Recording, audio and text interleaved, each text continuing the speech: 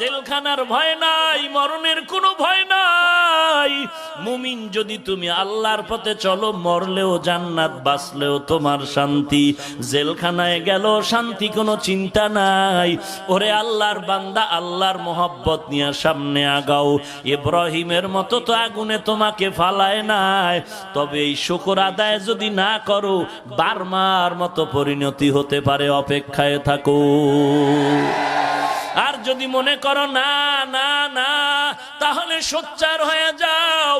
কে কোন দল করে জানার দরকার নাই, কে কোন পীরের মুরিদ আমার পরিচয়ের দরকার নাই।